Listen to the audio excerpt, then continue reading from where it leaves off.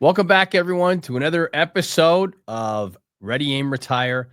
I'm Rob Curvin, your host, as usual. The show where we talk about everything from investing to retirement planning to legacy planning, something that comes more important, it seems, as people live longer.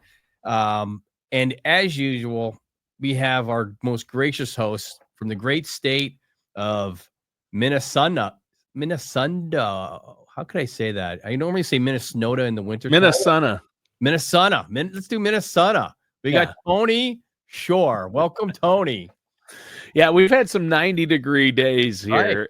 Right. Let me tell you what's been happening here, Rob, for the last month or so. All right. Month and a half. It's either been in the 90s and extremely humid, brutally humid, right, or it's been pouring rain. There's no in-between days. There's nothing else for the last month straight. 90 degrees and humid or pouring rain. It's been warm here. I'm telling you, like it's been like, and our office is freezing. So I come in here normally, like today I don't, but normally I actually still have like a 3/4 zip or sweater on, and I can't, like, if I have to do something after work, I can't do it because I'm going to look like what's wrong with this guy? Everyone's in shorts and a t-shirt and I'm like bundled up. So I got to go home, change, and then go you either need to wear layers or where the office, I'm at my home studio today, where the main studio is and the gradient offices. Yeah. That place, the first floor is freezing. You could hang meat in there. Right. You could literally hang meat in there. It would be fine. It wouldn't go bad. It is that cold. People have blankets. People are wearing coats, sweatshirts with hoodies, and it's 90 degrees and humid outside. And so what people do is they keep coats and blankets and hoodies at the office. That's what the girls do here. And they're changing into shorts before they go home and taking everything off. They got a t-shirt on underneath. Right. So they leave in t-shirt and shorts. But yeah, it is. The air conditioning works a little too good there. Yeah. Same here. Like Katie's always got like she keeps like a jean coat here. Like we're doing training the other day, and everyone's in the conference room, and everyone's like just bundled up. It's like, oh my gosh, crazy. Yeah, some big office buildings have problems because, like ours, you'd have to completely redo the ductwork and everything. Right. I mean, there's really no way to do it without ripping everything off or out and starting over, because the upper floor, the third floor, gets hotter than Hades when it's hot outside, and the first floor stays cold. And so they have to crank the air conditioner so the people, so the first floor doesn't die, right? Of heat exhaustion. And by doing that, they just tell us down there, nothing we can do about it. Wear a coat. It's like, okay. People got winter hats on. Yeah, but in the studio, I'm fine because there's not great ventilation because they have all these filters, noise filters and things. Sure. And I'm in a my little studio anyway that I typically use. It can get hot in there, so I like it. It's perfect in my room with the door shut. Right. But boy, I walk out into that area where all the cubes are, the project managers and stuff, and they are hating life because it's like walking into like a stand-up freezer. It is. It's like walking into a stand-up cooler. Right. Well, hey, we've rambled on enough. It's 4th of July weekend. We've got a great show. You're going to review the first half of 2025, the financial goings on, and how to finish the year strong. But before we get into that, I'm going to tell you, Rob, why the 4th of July is my favorite holiday of all. It's go. Because it's the one day a year where I can eat a hot dog, a brat, and a burger in one sitting, and I'm not going to get any flack for it. No judgment. Right. No judgment. Yeah, it's a great holiday. Like we're recording this literally the day before the 4th, so the July 3rd. So everyone's pumped up for the weekend. Yeah. Our office building, I think I saw a tumbleweed going through like the parking lot. There is nobody here. Like, I'm in my home studio today. I talked to Mitch, our editor, who produces and edits the shows, and he is at the office, and he said, I think there's maybe 3 other people here. Right. In our office of 300 employees. Right. There is nobody. Like, Like I almost feel bad. And we have like I have like appointments all day today. So I'm just like, and I said to like Abby, I'm like, what are you trying to do to me here? It's like the day before the 4th. My last was 3:30 in the afternoon. I'm like, oh my God. It starts at 3:30 Starts at today. 3:30. So I think that's Yeah. 4:35. Our office is closed at 3. My last appointment's at 2, so I'll be out by 3. Yeah, we're closed at 4, so everyone else will be going home except right. for me.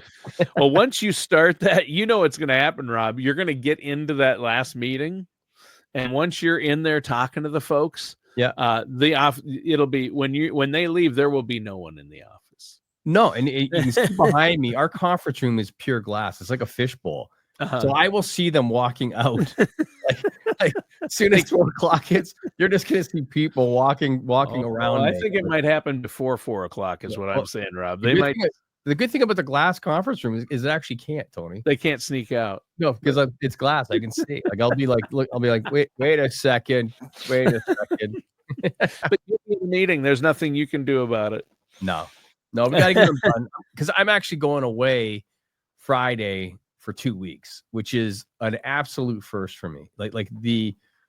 I don't remember last time. Like I go to Arizona at Christmas every year, but I work there, so I still have, meetings and things like that. But and we meet with clients there. We usually have a client thing, but this would be my first real vacation with Natalie. It's actually since we got married 30 years ago. Our first by no children, by ourselves. And it's not a business related trip. It's not sponsored by. No, I do have a conference in Cannes, France that I have That's to go right. to. Oh, so yeah, that's right. I'm going there for 4 days, but beforehand I'm going to Paris. And then Tony, know what I'm doing is after this conference is over, I'm driving up to a place called Pamplona, Spain. And in Pamplona, Spain, they have the running of the bulls. And I'm running, baby. You're going to run with the bulls. I'm running with the bulls in Pamplona. You're not joking. I am not joking. Right. Yeah. So, listeners, this may be a farewell show to Rob. It could, it could very well be. But and Tony, I don't do anything. Like I'm the most conservative guy, Like hey, let's go hot air balloon. Let's go. I'm not doing it. Like I don't even like driving fast. You're a very conservative guy, laid back. You're not risky. You're not prone to taking risks. Like when it comes to my life. Like so. Yeah. You and me both, buddy. Yeah. So that's kind of outside of the box. But I figured I was over there. I kind of looked. I'm like, you know what? That'd be kind of a cool thing to do. So yeah. But here's why you're going to be safe, Rob. I figured this out. You're not doing it by yourself. What you did is smart. See, you are risk adverse. So you're like, wow, I could get seriously injured or die doing the running with the bulls in Pamplona, but it's a huge thing. It's a bucket list. How can I ensure that I won't get hurt? You get a partner who's slower and a bigger target. He's a huge target. You got Jay Guerin, who you work with on the insurance side of things for your clients, and Jay Guerin. He's a big guy like myself. He's probably, what is he, like 6'4", 6'5", 280, 300 in that zone somewhere. Yeah. I just have to run faster than him, which I'm fully confident I can. Yeah. All you have to do is stick next to him. If the bulls get close, just kick it in and he'll go down and then you'll be safe. I'll use him as a human shield if need be. I don't want to. I don't want to, folks, and that's not but if I have to, for the he agreed to do it with you. I think you're crazy. I think you're both nuts, but I hope it is in a way I'm jealous because man, what a thing to be able to say you did. Once we get through the other side, and the funny thing is, Tony, I have a client who's from Spain and he's from that region. Yeah. So I told him, I'm like, Alberto, you'll never guess what I'm doing. And he looked at me deadpan in the eye and said, "You're too old." I said, wait a second. I've seen the videos. There's lots of older people doing it. He goes, they're from Spain. He goes, they know what they're doing. They've been doing it all their life. He goes, you're just too old. You don't know what you're doing. I'm like, oh, okay. Great. You might want to watch a video or something. Oh, I've watched a lot of videos. And I'm walking the course before. I'm doing everything, that I think I have to. Like, I'll be fine. Yeah, I don't need to that's touch good. the bulls, Tony. I actually don't even need to see the bulls, quite frankly. Well, hopefully you won't, right? I hope I don't, but we'll see what happens. You don't want to get too close to them. All No. right. So All right. the topic for today is the first half of review of 2025. What are you talking about? So let's go through the first half. And this kind of plays into Hashtag tariffs. We're done, right? right. Okay. For first Right. half review. We're talking about Hashtag the money with tariffs. bulls again. Okay. No. Done. So people get emotional with investing, and we've Oh. seen this first half. It kind of depicts that, So there's always things that happen, but if we go through the laundry list of things that happened so far in the first 6 months to the end of June 30th, let's start off with we get a new president. Markets, they respond positively. The market started off really good in January, continued into February, and then there was the tariff talk. So the tariff talk is one thing. So March got a little choppy, and ended up being, negative, going into April. But we had that Libertarian Day. I don't know if you remember that, Tony, but out on the front lawn, doing that, and Mark Liberation. Liberation Day. Libertarian Day. Libertarian, I don't know. Liberation Day.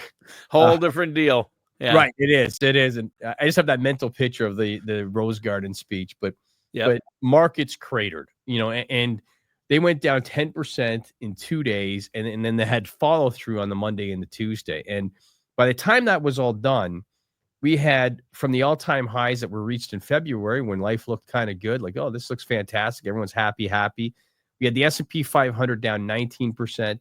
We had the NASDAQ down 24% from the highs. We had the Dow down 15.5% from the highs. So life wasn't looking very good. Life was looking like, oh my gosh, like what's, is this going to be one of these sell-offs to, minus 30 or minus 35, like we would, saw years ago in the financial crisis? Like it looked pretty bad, and people that panicked, lo and behold, the President Trump came out on the Wednesday and said, hey, guess what?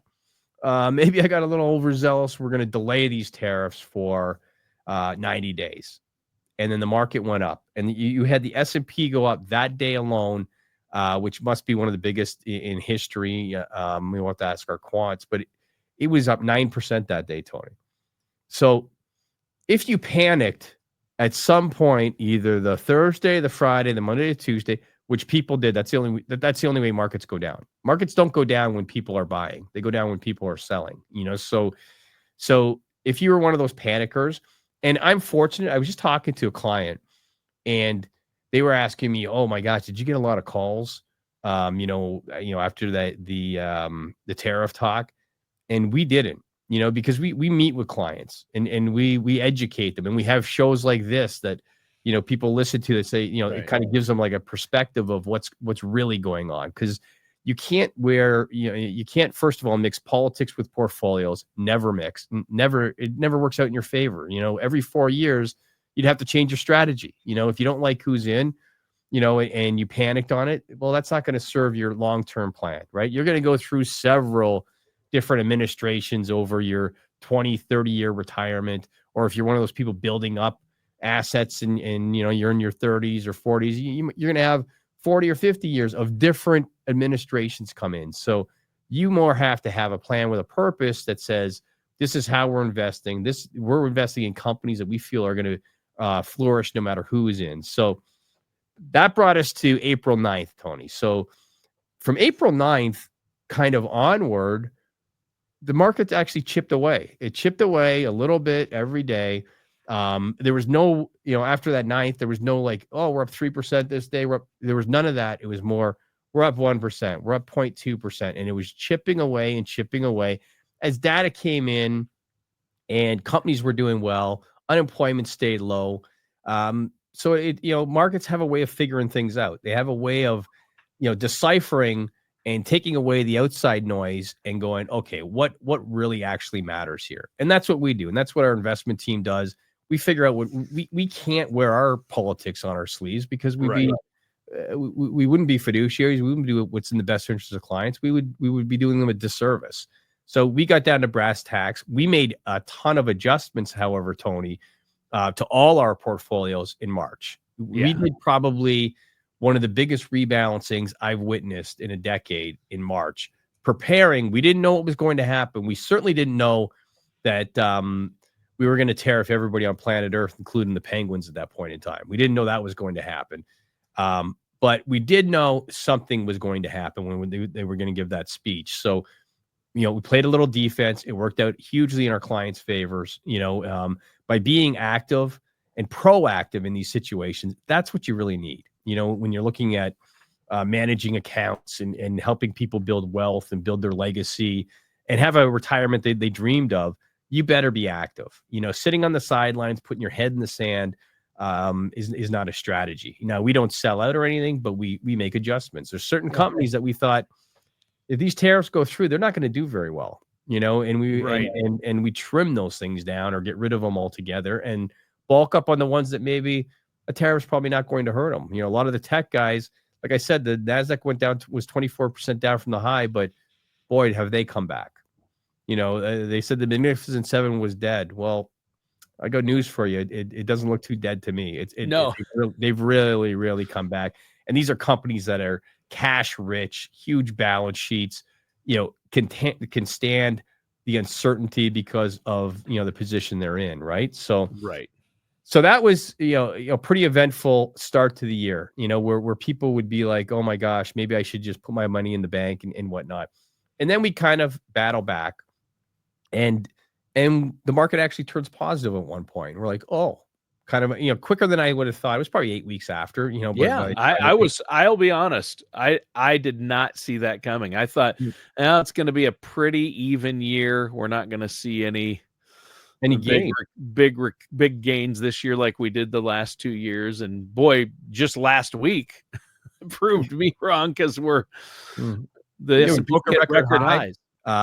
So Tony, we just went through a little bit of technical difficulty. Tony's taking care of that on his end, but we sure. We hit the record highs, like I said, and then June 22nd, Tony, all of a sudden we had the bombings where we went over to Iran in the middle of the night, hit nuclear sites, and I remember I was sitting in my backyard. We had a couple over, for whatever, for dinner or whatever. And that came across my phone and I was like, oh my gosh, like the market is going to crater on Monday. It was positive, so I know. I thought the same thing. Right. I thought for sure. I thought this is going to be a tough week. We're going to give it all, we're going to get back, we're going to, retrace our steps kind of thing. And it's a testament to, what you're investing in, and the U.S. markets have been strong. And currently with the unemployment where it is, and we had a poor jobs number the other day, we'll see if there's follow through on that. But currently we're consumers, Tony, and if we have a low unemployment, guess what we like to do? We talked about 4th of July. We like to travel 4th of July, visit family and friends. We like to buy stuff. We consume everything. We fly everywhere. We eat everything. So as long as the unemployment stays low, I think the markets are telling you that, hey, you know what?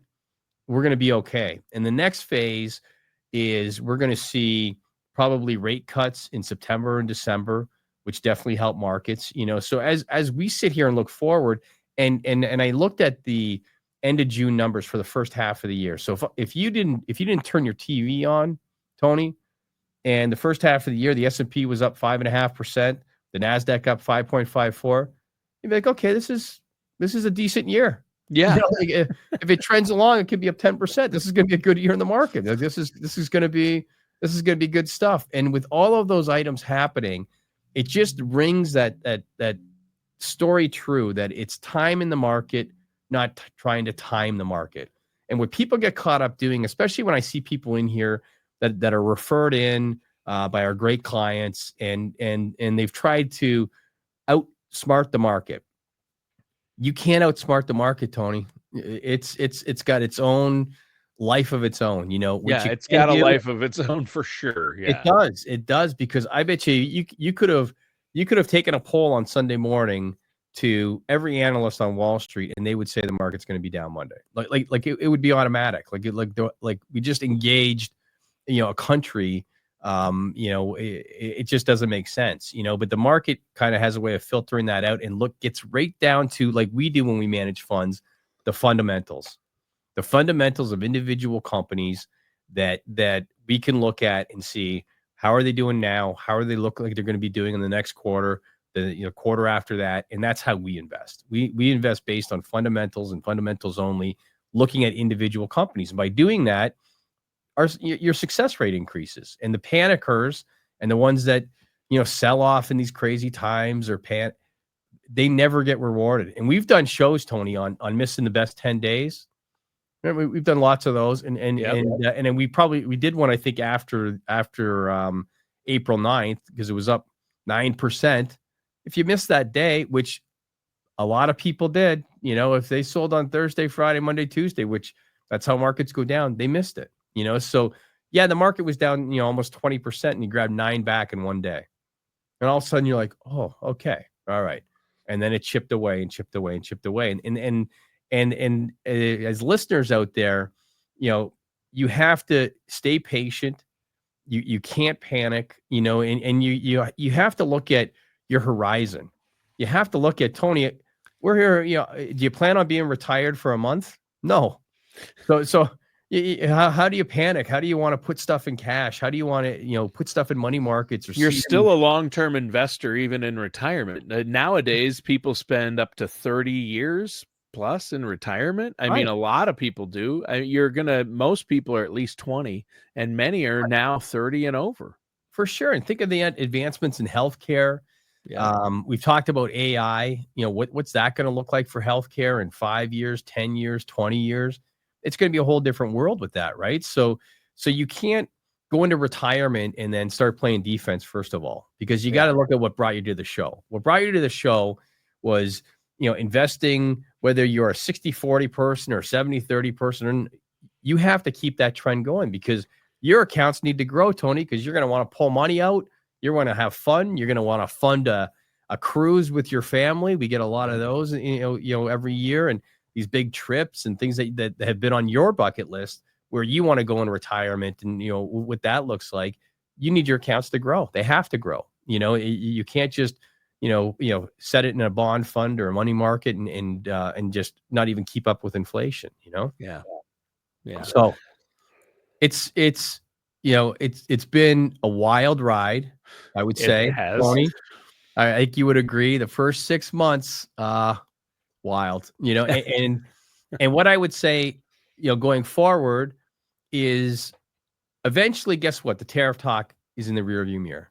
Whether that's I know there's a new deadline on the 9th coming up, whether that's the 9th, whether that's August, September, October, whenever that ends, guess what? It's like anything, it ends, and then we're on to something else. But I would tell folks out there, expect something else, because there's always something, there's always something. There's always something geopolitical happening. There's always something in our own markets happening, when you're looking at the consumer and things like this. So you have to, one, have a plan in place. Make sure you have a plan in place. Just having an account sitting somewhere at a brokerage firm, it doesn't solve your problems. What that does is it sticks you on an island, where, you're not getting the help you need. You're not getting the help you need regarding, okay, am I still on track? What do things look like? What's my tax situation? What's my legacy? And what's my wills and trusts look like? You need to have all of that available to you through somebody, and that's kind of, when we look at our boutique wealth management firm, that's what we focus on, Tony. Yeah, there you go. And I think you touched on a number of ways to finish the year strong. The second half of the year, we reviewed the first half, and stay the course, work with a trusted financial services professional, make sure that you're not making costly mistakes. And how do you do that? By having a plan and working with somebody like yourself, Rob. So before we go, how can our listeners out there set up that no charge, no obligation consultation with you and your team? 100%, Tony. I would encourage people, especially coming through the first half of the year. I expect more volatility going forward. So give us a call, get a plan in place at 630-780-1099. That's 630-780-1099, or go right to our website, apadvisorsgroup.com.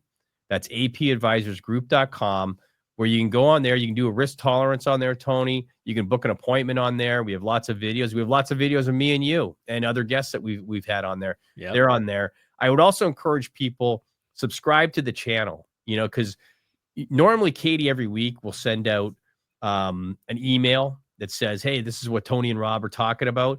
But not every week, because guess what? Tony or Katie gets vacation too, so it doesn't go out every week. But wait, you give Katie vacations? I do. I think you buried the lead on the show right there. I would lost a bet on that. Anyways, she doesn't always get it done, Tony. So if you're a subscriber, you get a notification that says, okay, great, there's a new episode up. The podcast comes out first, but most people like to see us in person, Tony. So they like to go to the YouTube.